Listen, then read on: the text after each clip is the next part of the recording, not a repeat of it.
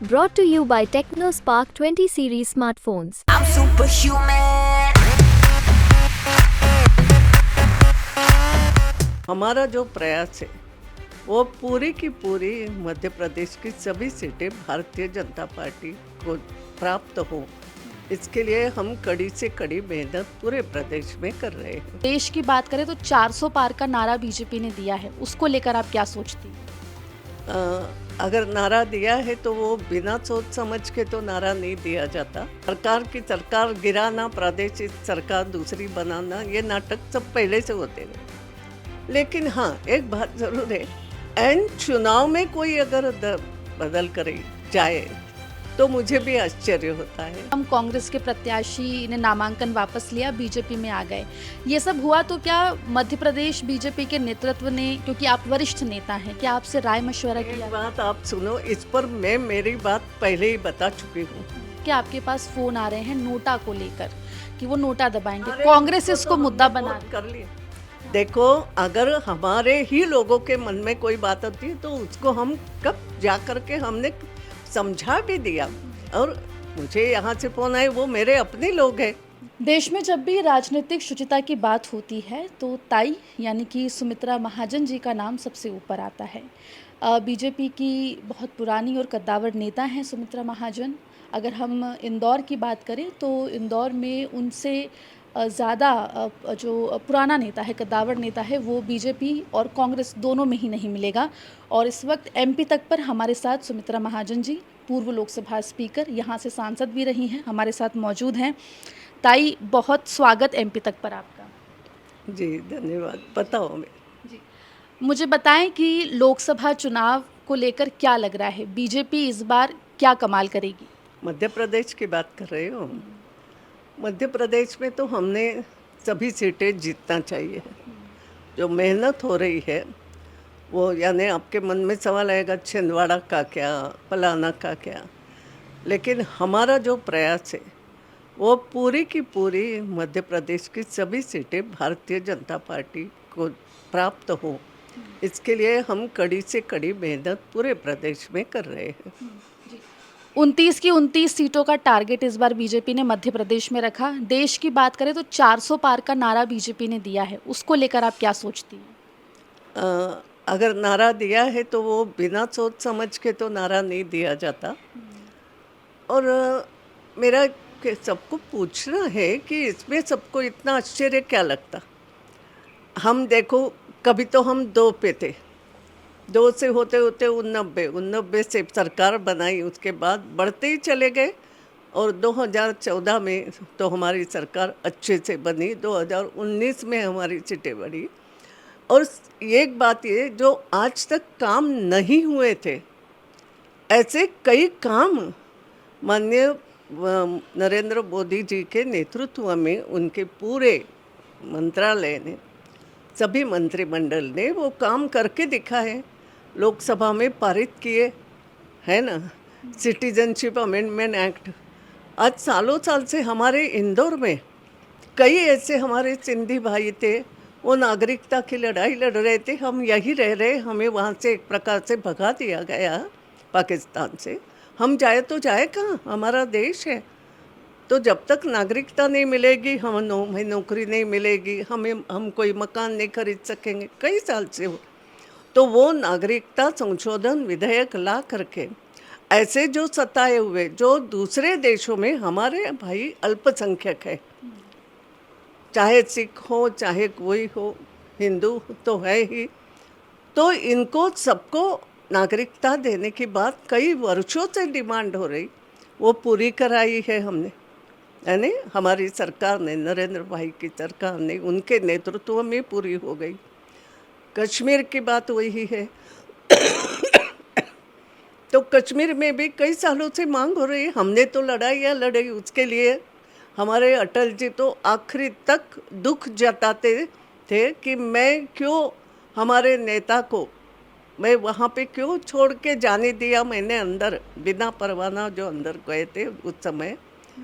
तो हमारे माननीय मुखर्जी को जो हमने जाने दिया, और हम नारे लगाते थे जहाँ हुए बलिदान मुखर्जी, तो कश्मीर में एक जो अलगाववाद है था कि भारत से अलग, ये भारत से अलग नहीं होना चाहिए, धारा 370 समाप्त होना चाहिए, ये सब बातें हमने करके दिखाई। पूरे देश की बात है ये। ऐसे कई काम मैं गिनती जाऊंगी, गरीबों के लिए मकान, ये वो, ये तो सब बातें हैं। अब मुझे बताओ, जब कोई व्यक्ति अच्छी पढ़ाई करता है, ताकत के साथ पढ़ाई करता है, और जो तुम्हारे बोलते हैं ना, अब हम उसको ये कहो 6 मंथली टेस्ट क्या बोलते हैं ना, ऐसी जो बीच बीच में, हाँ,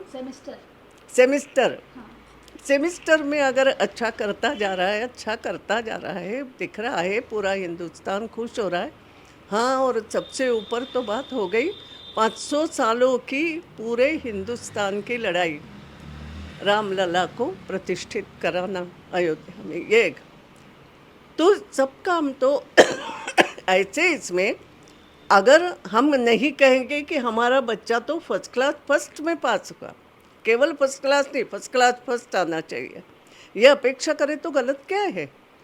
तो हमने तो ऐसे काम सब किए हैं, और इसलिए हमारा केंद्रीय नेतृत्व ये अपेक्षा करेगा कि भारतीय जनता पार्टी के पूरे मंत्रिमंडल ने, भारतीय जनता पार्टी के सांसदों ने पूरे हिंदुस्तान के इच्छा के अनुरूप अच्छे काम किए हैं, और पूरे हिंदुस्तान के सब लोगों की एक प्रकार से चाहत पूरी करी है। तो फिर क्यों नहीं होना चाहिए। और इसलिए इस बार 400 पार, ताकि कोई ऐसी बाधा ही नहीं रहे। तो इसमें मुझे तो कोई अड़चन नहीं लगती है। और बात तो जब हम फर्स्ट क्लास फर्स्ट आने की बात करेंगे, तभी तो ना हम इसमें आएंगे, आगे बढ़ेंगे। तो इसमें कौन सी बड़ी, मुझे कोई गलत नहीं लगता उसमें। जी बिल्कुल। देश में एक नया ट्रेंड देखा जा रहा है, चुनाव से पहले लोग दल बदल लेते हैं। इसको आप कैसे देखती हैं? 2023 से 2024 में मध्य प्रदेश में दोनों ही दलों में ऐसा हुआ, कोई बीजेपी छोड़कर कांग्रेस में गया, कोई कांग्रेस छोड़कर बीजेपी में आया। तो सुनो कि ये दल बदल तो बहुत पहले की बात है, बहुत साल पहले।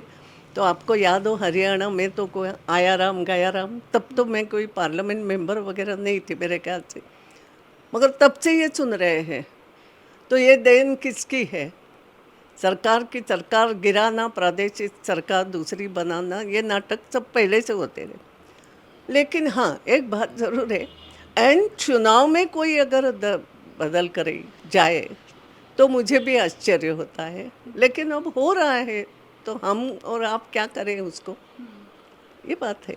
और उस पर इसलिए ये तो ऐसी बातें हो रही है कि जो लगता है किसी का कांग्रेस पे भरोसा ही नहीं रहा, तो क्या करे फिर। जी बिल्कुल। इंदौर काफ़ी चर्चा में है। अक्षय बम कांग्रेस के प्रत्याशी ने नामांकन वापस लिया, बीजेपी में आ गए। ये सब हुआ तो क्या मध्य प्रदेश बीजेपी के नेतृत्व ने, क्योंकि आप वरिष्ठ नेता हैं, क्या आपसे राय मशवरा किया? एक बात आप सुनो, इस पर मैं मेरी बात पहले ही बता चुकी हूँ, है ना। अब मैं आजकल एक्टिव पॉलिटिक्स में वास्तव में नहीं हूँ, जाती हूँ, आखिर मेरी पार्टी है, कुछ काम पड़े बुलाते हैं कभी तो मैं ज़रूर चली जाती हूँ, बच्चों को मदद करती हूँ। और लेकिन प्रादेशिक बैठकें, संगठन की बैठकें, इसमें मैं बहुत कम जाती हूँ। इसलिए प्रदेश का नेतृत्व कोई क्या कहता है ये मुझे नहीं मालूम, आप उनसे पूछो तो अच्छा है, अवेलेबल है। जी, आपने जो पिछली बार इंटरव्यू दिया था एमपी तक को, तो उसमें आपने कहा था कि कई लोगों के आपके पास फ़ोन आ रहे हैं नोटा को लेकर, कि वो नोटा दबाएंगे, कांग्रेस इसको मुद्दा बना रही। कर लिए। देखो, अगर हमारे ही लोगों के मन में कोई बात होती है तो उसको हम कब जा कर के हमने समझा भी दिया कि इसमें अपनी कोई गलती नहीं, तुम क्यों दुखी हो रहे? छोड़ दो ना, बीजेपी तो मैदान में है, बीजेपी चुनाव लड़ रही है, हमारा जो ये है कैंडिडेट है वो ताकत के साथ काम कर रहा है, तो हमारे लोग सब खुश है और अच्छा मतदान होगा। जी, आपके इंटरव्यू के बाद क्या दिल्ली आला कमान से किसी ने आपसे बात की? मैं जब आपने ये बात कही कि अक्षय बम के बीजेपी में आने के बाद जो आपका इंटरव्यू आया था, उसके बाद वो इंटरव्यू पूरे देश में चर्चा में है, तो क्या दिल्ली आला कमान से आपकी किसी की बात हुई? देखो, ये छोटी छोटी हमारी स्थानीय बातें हैं, ये इसमें तुम दिल्ली कमान की क्यों बात करते हो? कोई बात नहीं। और उनको मालूम है ताई क्या बोलती है, ताई समझ के बोलती है।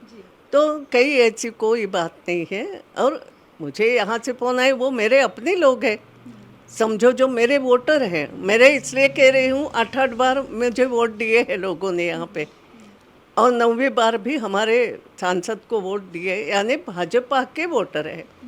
तो उनको समझाना मेरा काम है ना, पहली बात तो। और दूसरी बात मैं कहूँगी, ये जो अभी तो कल हमारे अध्यक्ष ने ये जो सामने वाली पार्टी जो नोटा की बात करे, उनको उन्होंने करारा जवाब दिया है। उस देख लो आप, कहा उन्होंने, इनको क्या अधिकार है? भाई तुमने नहीं संभाल पाया, मैं मेरे बच्चे को नहीं संभाल पाई, तो इसलिए मैं दूसरे को क्या दोष दूँ? ऐसी वाली बात है। तो ताई कांग्रेस को क्या बोलना चाहेगी नोटा वाली बात पर?